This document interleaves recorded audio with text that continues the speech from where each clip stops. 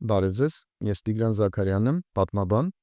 եւ ես կպատասխանեմ Երևան ամսագրի յամիտ հարցերին։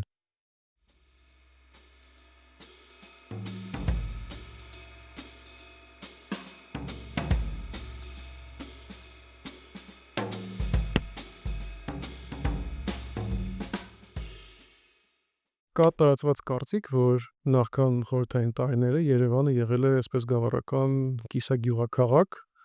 որքանով է դա արդարացված կարծիք։ Եթե նայում ենք ռուսական կայսրության տեսանկյունից, բնականաբար այն ամեն ինչ Պետերբուրգը չէ, Մոսկվան չէ,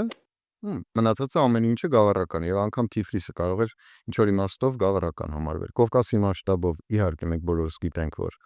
քաղաքներ ավելի մեծ, առաջին հերթին Թիֆլիսն էր, որի նշանակությունը վարչական էր, ռազմական եւ այլն, եւ Բաքուն, որի նշանակությունը տնտեսապես գնալով ավելանում էր կայսրության ավարտին։ Երևանը այդ ամենից հետ էր մնում, անգամ հետ էր մնում այլ կենտրոններից, ինչպես Բաթումը, ենթադրենք։ Նկատի ունենալով, որ հայության, արևելահայության ընտրախավը, վերնախավը Երևանում չէր կենտրոնացած, այլ Թիֆլիսում,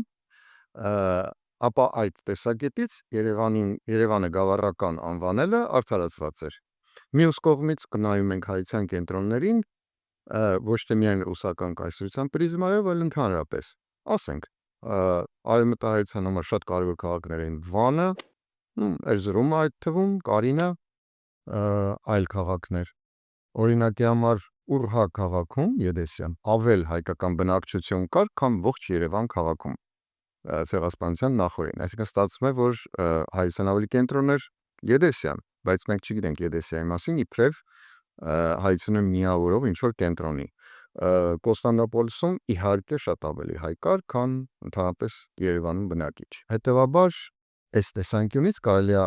Երևանը համարել գավառական, բայց այն վաղուց արդեն հաստատված էր իբրև Երևանի նահանգի կենտրոն եւ Երևանը վարչական կենտրոն էր անգամ պարսկական դիրապետության ժամանակ Երևանի խանությունը մենք գիտենք Երևանը շատ կարևոր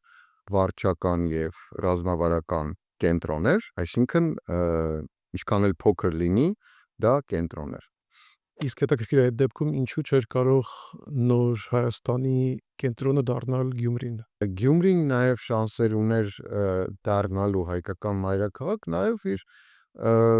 դիրքի շնորհիվ, որովհետև ինքը գտնվում էր մեզ հայտնի երկաթուղային խաչմերուկում, չէ՞, մեկը տանում էր դեպի Երևան, դեպի Ջուրֆա ու ներքև, մյուսը տանում էր դեպի Կարս։ Տնտեսական իհարկե զարգացման բավական դա նպաստել է քաղաքի, բայց մյուս կողմից քաղաքը չուներ այն նույն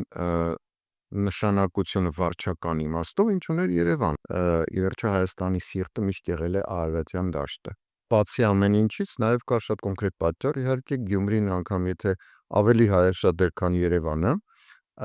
սակայն նկատի ունենանք, որ 18 թվականին Գյումրին գրավեց Օսմանյան զորքի կողմից, հա։ Այդտեղ դժվար կլներ որևէ մայրաքաղաք հռչակելը, եթե դա օկուպացված տարածք էր։ Երևանի գրավումը ռուսական զորքերի կողմից 1824 թվականին Պասկևիչի պաշարումը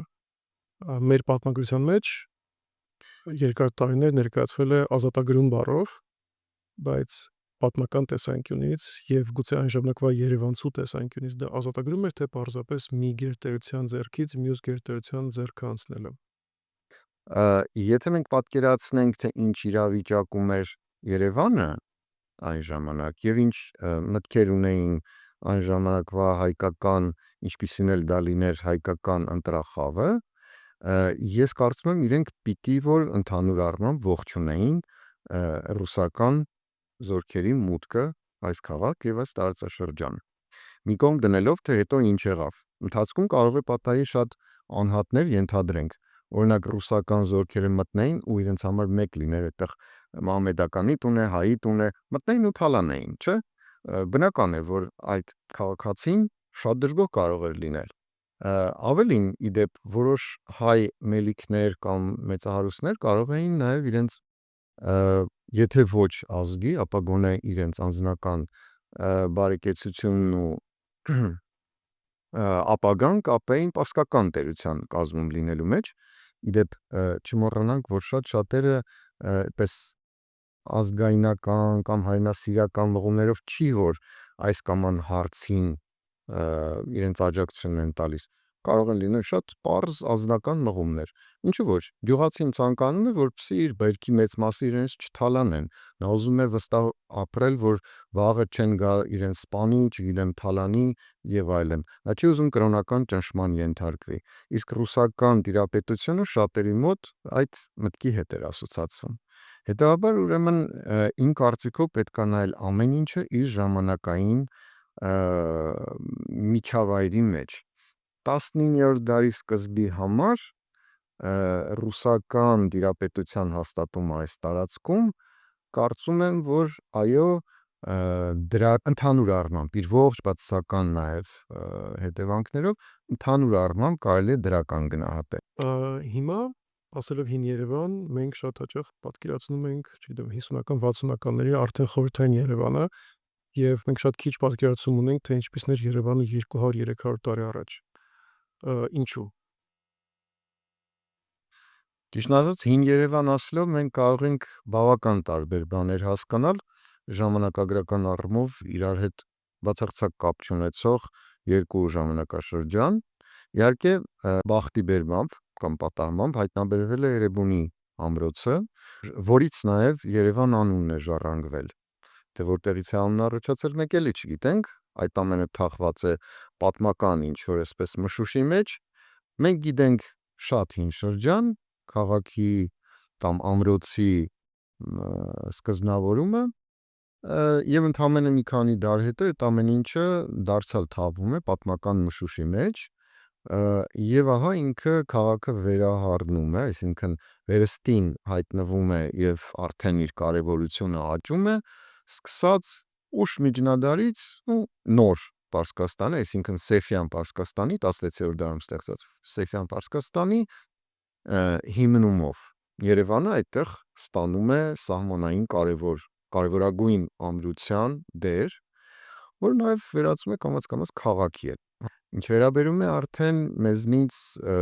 մոտավորապես ասենք 300-400 կարճ ասած պարսկական տիրապետության շրջանի մասին մենք իսկապես շատ քիչ բան գիտենք։ Աղբյուրներում գտնում ենք անպատճառ 1724 թվականի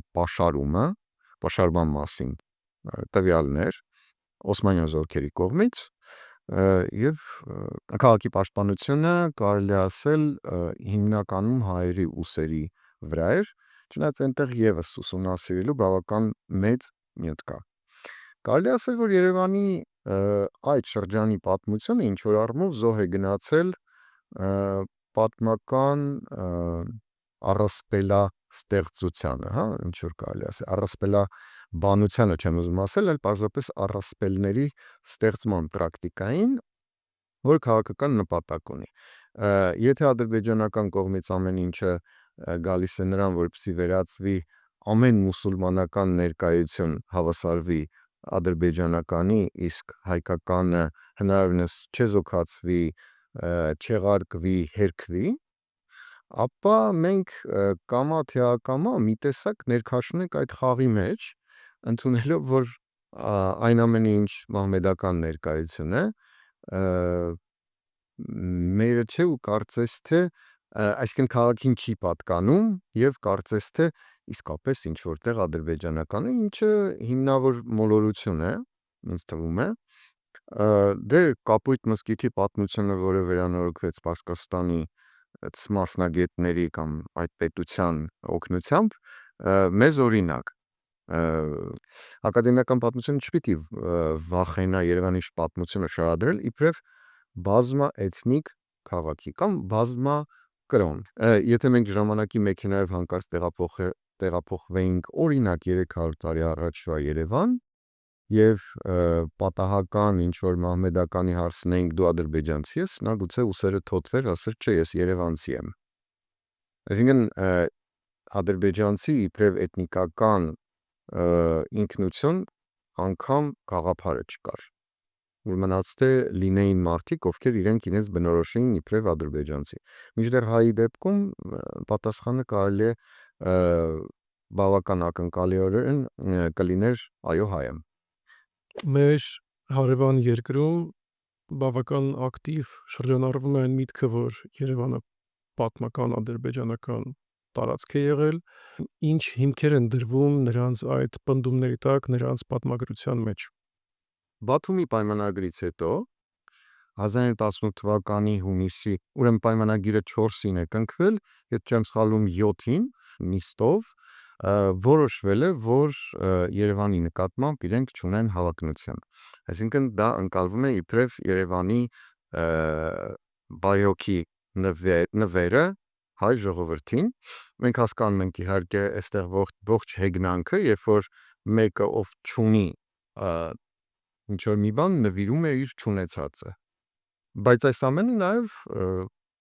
փաստաթուղթ է, որի հիման վրա զարգացվել է մի ամբողջ տեսություն։ Այս ամենը հիմնված է այսպես փաստաթղթերի շատ կամայական մեկնաբանությունից։ Ի վերջո, եթե դա ադրբեջանական քաղաքերին չէին թուրքերը մեզ հետ պայմանագիր կնքում դրանից մի քանի օր առաջ, կամ հակառակը կարելի է նայել, ինչու էին թուրքերի հովանավորած ադրբեջանական կառավարությունը հանկարծ հայերին նվիրաբերում Երևանը։ Թերևս այս ամենը եթե կապակցությամբ ենք նայում, պարզվում է այս ողջ չակերտավոր նվերի ողջ իմաստը, բայց մենք նաև գործ ունենք ոչ թե պարզապես ակադեմիական պատմության հետ, մենք գործ ունենք միֆերի առասպելաբանության հետ, ժամանակակից քաղաքականության համար արդարացումներ ստեղծող եւ ուղենիշներ գծող քաղաքական առասպելաբանության մասին։ Այդ ամենը դրված է իհարկե ադրբեջանական ժամանակակից քաղաքականության հիմքում կամ ծառայում է դրան, դրանով այդ ոգով գրված են հարևան երկրում դասագրքերը, այդ ոգով է ներծծված հանրային պատմությունը, այսինքն այն, ինչ մատուցվում է ոչ մասնագետների համար, շատ հաճախ ոչ մասնագետների կողմից, եւ այդ ամենը արտացոլվում է նաեւ իրենց արտաքին քաղաքականության մեջ, ինչը մենք հստակ տեսնում ենք իրենց կատարած հայտարարությունների մեջ։ Իսկ արդյոք Երևանի կենտրոնը միշտ եղել է այստեղ, որտեղ մենք հիմա գտնվում ենք։ Եթե մենք խոսում ենք Ղանթարի մասին, այն մոտավորապես Հանրապետության հրապարակի, եթե ոչ ամբողջությամբ, մի մասն է։ Այո, մենք իսկապես գտնվում ենք Երևանի տնտեսական առևտրական սրտում, բայց մյուս կողմից վարչական առումով կենտրոնը այստեղ չի եղել։ Երևանի կենտրոնը իհարկե վարչական գտնվել է Հրազդան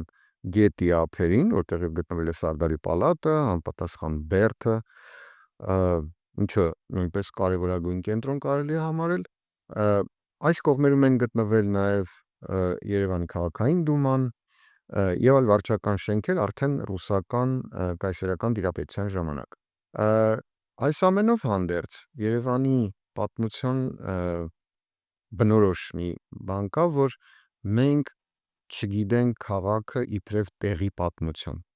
Մենք քայլելով հին շենքերի կողքով շատ հաճախ գաղափար չունենք, թե մի ժամանակ ինչին է դա ծառայել։ Մենք չգիտենք քաղաքում այս կամ այն կարևոր